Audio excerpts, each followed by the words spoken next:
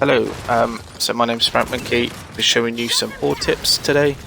I've looked on YouTube and I just can't find many tips about horde anywhere. I feel like everyone's just playing the game and enjoying it, so that's why there's no videos about it. So you have to put up with my very, very amateurish attempt to show you some tips. I will be playing as Kate mostly this round. So this is general horde tips though.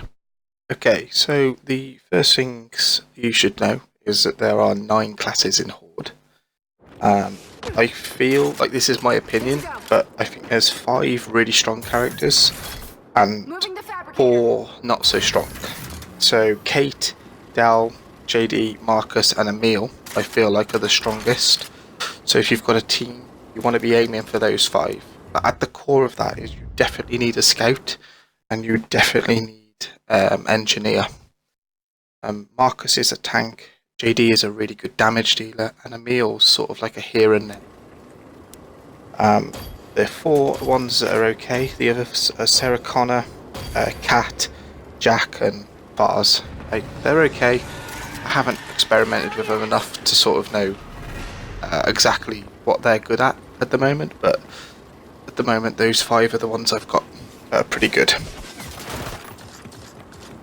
So the first thing I should know is that power doesn't work like it is in Geared 4. It's now, if you pick the power up, it gets divided by the entire group. So if you find power for, 20 on the field, everybody gets 4 power. But however, the scout still does benefit from picking the power up because the scout gets 25% extra if she picks up the power. So it's still a good idea to try and leave it out and let the scout pick it up, although it's not compulsory anymore because you all get a share of it.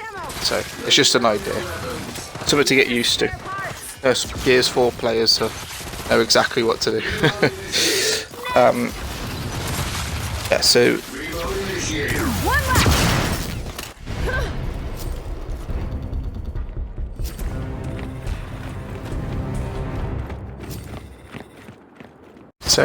the next thing I want to talk about is bosses and mini bosses. So a boss will spawn after every single 10 waves, so 10, 20, 30, 40, 50, right? However, after the 10th wave, every 5 waves, there'll be a mini boss. And so that'll be 15, 25, 35, 45. Now, I've found that these mini bosses are sometimes really, really easy, but they're sometimes also really hard. Honestly, I get like 1 warden turn up, and then some days I've had like 3 wardens turn up at once. So these mini bosses are pretty hard, but it's just something to bear in mind. Sometimes you don't even notice they've spawned, they're just really easy to kill. The other thing you should know as well is after every single boss, after every big boss, after 10 waves, a tap will spawn somewhere in the middle of the map, or like to the side of the map or whatever. It's random where it spawns. So what you want to do is go to that, and there's like a circle ring that you sort of need to go in, capture it, and then basically like a generator of power will spawn, and you'll need to level it up to get more power every round. It's really easy to level up. You literally just walk up to it, hold X, and then it goes to level 2. But you can only do it at the end of the wave, so it actually gets the power, if you know what I mean. So it's had time to generate the power. So in that time where the intermission between the waves, that's a good idea to go and get that tap basically. I'll show you a clip of that next. But it goes all the way up to level 4, and I think it's about 800 power every round, so it really is like a good amount of power, and obviously you split that between the 5 of you. It's a good amount of power to be getting every round. Okay, so you can see the tap spawned here, and all I've done is walked over to it. You can see the ring that's going around at the bottom. You see it sort of slowly filling up, and that's just how you capture it. It's really, really simple. You just literally stand in it. As far as I'm aware, it doesn't stack if you've got more people in it. I'm not sure, I haven't tested it out enough yet, but that's it. That's your tap done. Easy. Okay, so here we are after wave 12, and the tap's been up for 2 waves now, and you can see that there's 2 pieces of energy floating above it. that means it's a level 2 tap. So once this loaded screen's gone, I'm going to hold the button down, and then it will go to level 3. And then that power stack will then increase to 3 levels of power. That's literally all you do for number 4 as well. So this is it, it's on its max level. It's on 3 at the moment as I'm doing it, but as soon as I finish this it'll go to 4. And then every single round after this, I will get 4 stacks of power, which I think a stack is 200, so it's 800 divided by 5, so it's not too bad. You see now all 4 sort of pistons are going up and down. That's a level 4 tap. It's really that easy to upgrade. Now the tap can be destroyed. You just normally find enemies just sort of attacking it or shooting at it. They're normally pretty close to it when they're doing it, so it's quite easy to tell that it's being killed or shot at. It also can be repaired though, so you know, as long as you like communicate well with your engineer, you should be able to keep it alive. It's not that hard to do. It honestly depends where it spawns. If it spawns far away, then yeah, you really need to work out a way to do it. I don't think it's worth moving the base, so like I still think it's better to like set your base up and then go for the tap rather than planning around the tap. But again, I need more experimenting to sort of work out if that's actually the right way of doing it or not. Okay, so the next thing I want to talk about is bleed and stim. So I'll talk about bleed first. Bleed is the red drop thing you can see in the kill feed. So the way it works is if your character has the ability to cause bleed,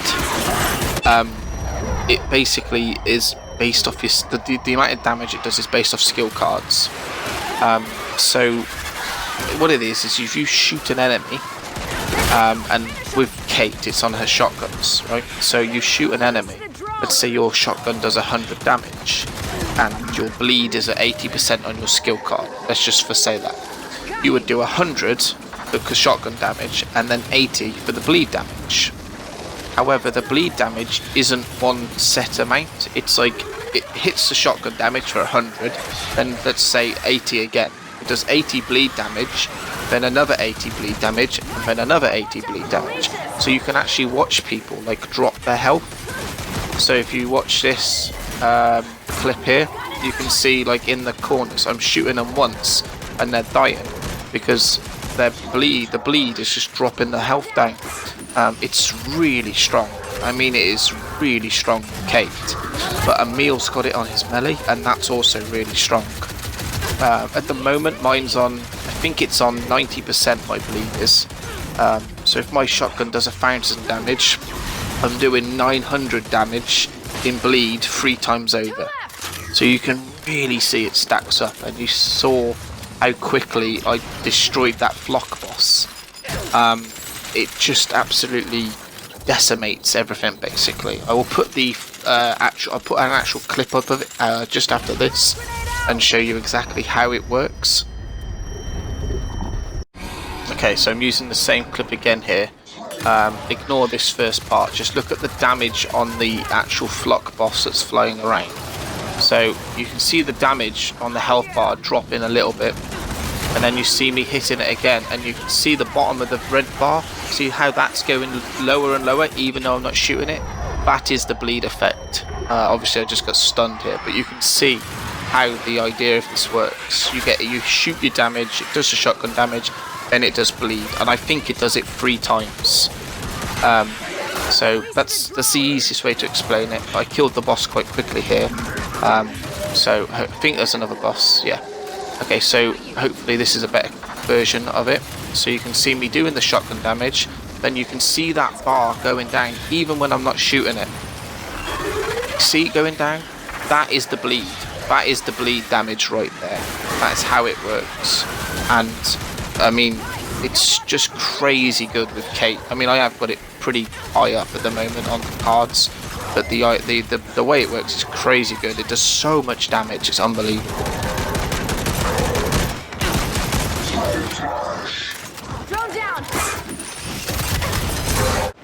Okay, so last thing I wanted to talk about was the stim. So stim is pretty easy to get for most characters. If you're playing as Dell, you just need to repair stuff to get stim. If you play as Kate, you need to do an execution to get stim. And stim is it's basically just a shield. My cards rate it at like 27%, so I basically get a 27% health-based shield. So just a little shield basically, but it is actually quite nice to have, because if you're somebody who upgrades your perks at the bottom, you don't necessarily need to upgrade your perks with the stim. If you're playing as Kate, it's quite easy to get stim. You just execute someone, and then all of a sudden she's got like 25% health, 30 extra. It is really good, and there's also some cards that stack with stim. So like there's some interesting combinations there, but effectively stim is just a shield. It's quite easy to get as well.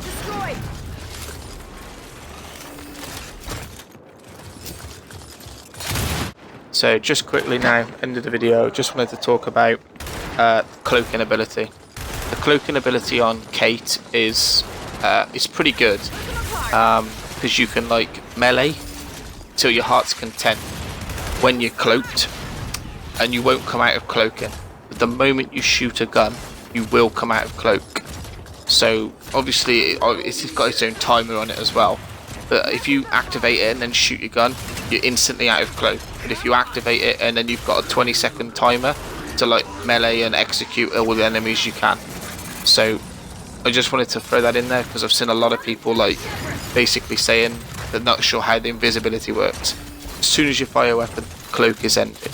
I think that is the same for Jack as well. So as soon as he uses his like little taser lance thing, as soon as he uses that, he can't cloak as well. So that was it. That was the last thing. Thanks for watching. Very amateurish, but there you go. There's some tips. Maybe more to come. I don't know yet. And on to the next.